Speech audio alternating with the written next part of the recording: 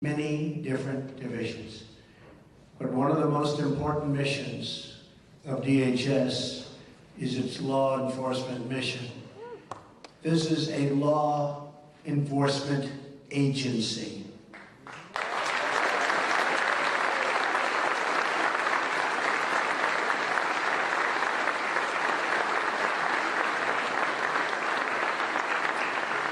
But for too long, your officers and agents haven't been allowed to properly do their jobs.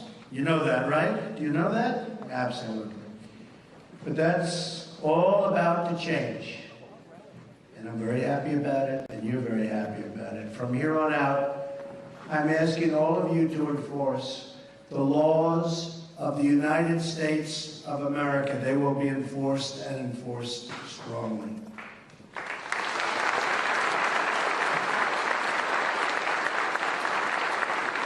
Because people are surprised to hear that we do not need new laws. We will work within the existing system and framework. We are going to restore the rule of law in the United States.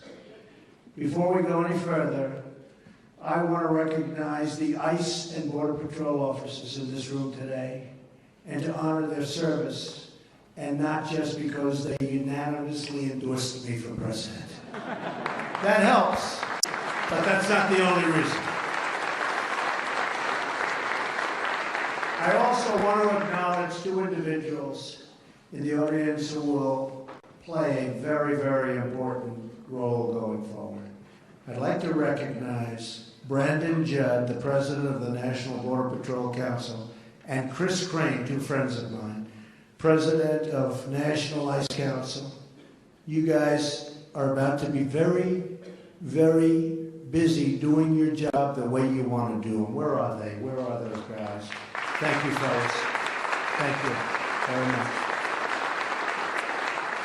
We're in the middle of a crisis on our southern border. The unprecedented surge of illegal migrants from Central America is harming both Mexico and the United States, and I believe the steps we will take, starting right now, will improve the safety in both of our countries. It's going to be very, very good for Mexico. A nation without borders is not a nation. Beginning today, the United States of America gets back control of its borders, gets back its borders.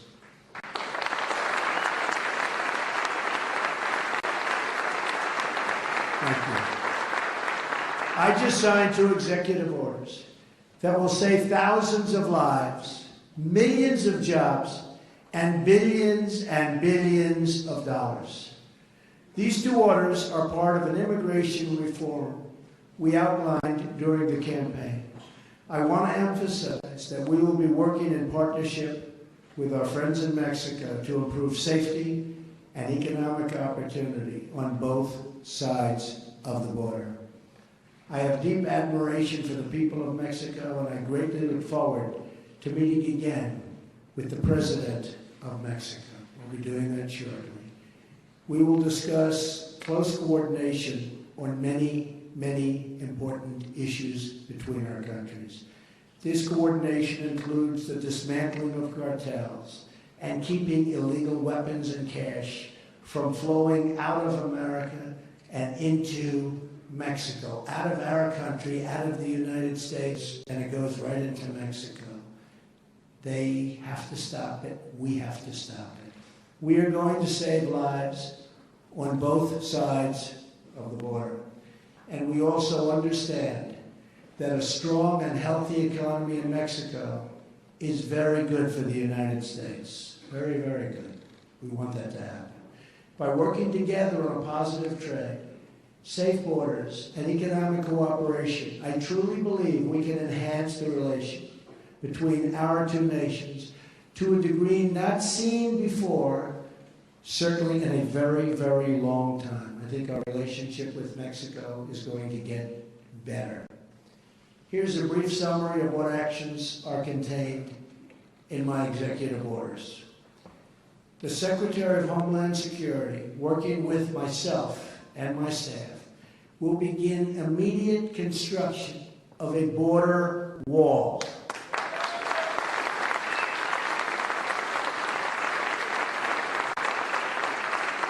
So badly needed.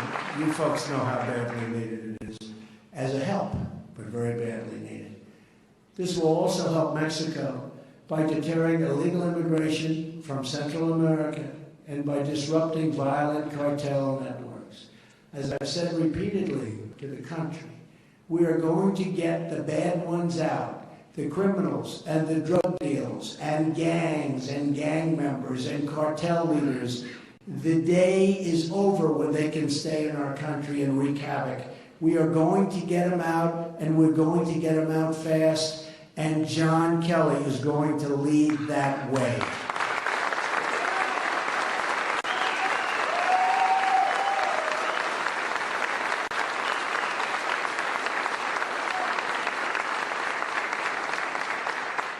Our order also does the following: ends the policy of catch and release at the border, requires other countries to take back their criminals.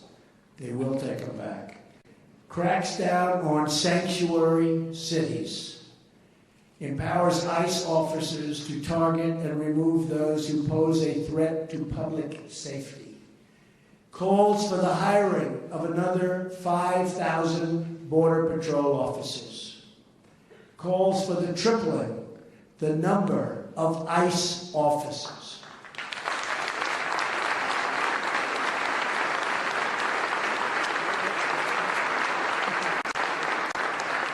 And you both do an incredible job, but you need help. You need more. Creates an Office of Homeland Security dedicated to supporting the victims of illegal immigrant crime.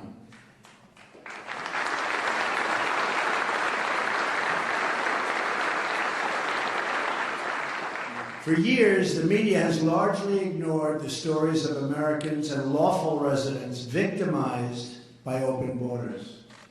To all of those hurting out there, I repeat to you these words: we hear you, we see you, and you will never, ever be ignored again.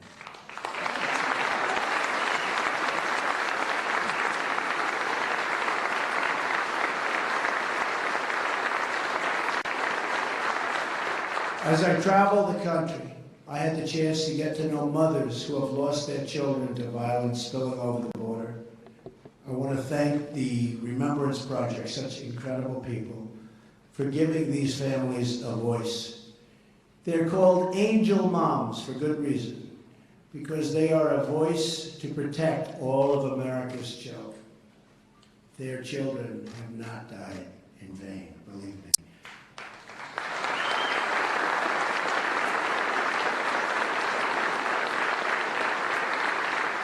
Pundits talk about how enforcing immigration laws can separate illegal immigrant families. But the families they don't talk about are the families of Americans, forever separated from the people they love. They don't talk about that, ever. As your president, I have no higher duty than to protect the lives of the American people.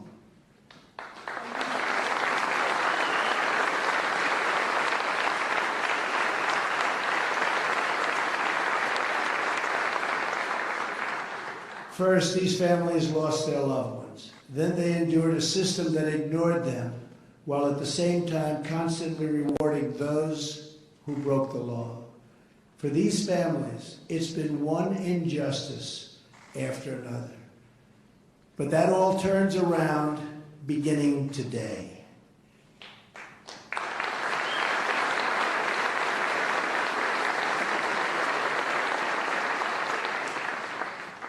We are joined here this afternoon by parents whose children were horribly killed by individuals living here illegally. I will now read these parents' names and ask them to stand. Many have become friends of mine over the last 2 years and have supported me so dearly, and I appreciate it. Mary Ann Mendoza, who lost her son, Police Sergeant Brandon Mendoza.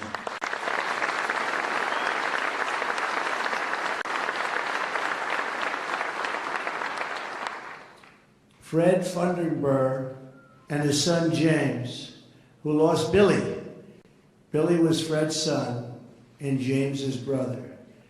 Billy's wife, Natalie, was also killed by an illegal immigrant, somebody that should never, ever have been here.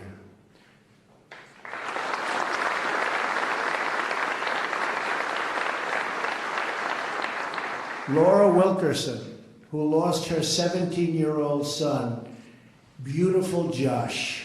Josh was special. Where's Laura? Good. Laura. Thank you. Carrie Ruiz and Lucio Ruiz Jr., who lost their young daughter, Felicia. Thank you. Beautiful. Felicia.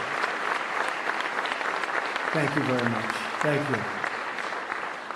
Stephen Ronnebeck, who lost his 21-year-old son, Grant. Thank you, Stephen. And we have many others with us from Remembrance and from other groups. And these are incredible people that have endured so much. And I just want to thank everybody for being here. Very, very special people. Thank you. Nothing can ever make their pain go away. But I want you to know your children will not have lost their lives for no goal for so many. These were great young people, and they will always be remembered, always. We will never forget them.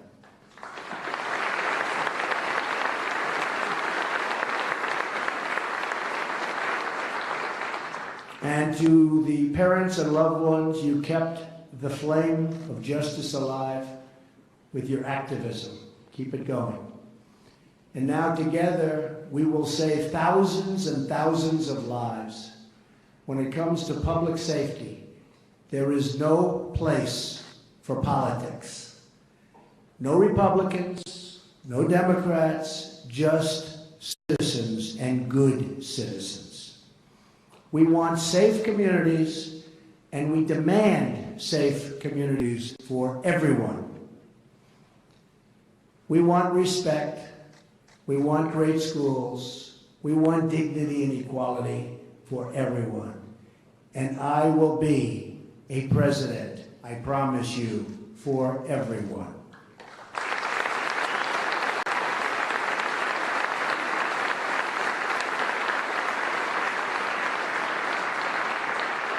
We will bridge our divisions, heal our wounds, and unify our country. And if we do that, if we work together, then there is nothing we cannot achieve as Americans. The future is limitless. Good luck to our new and brilliant leader at DHS, General John Kelly. Thank you, God bless you, and God bless America. Congratulations to John.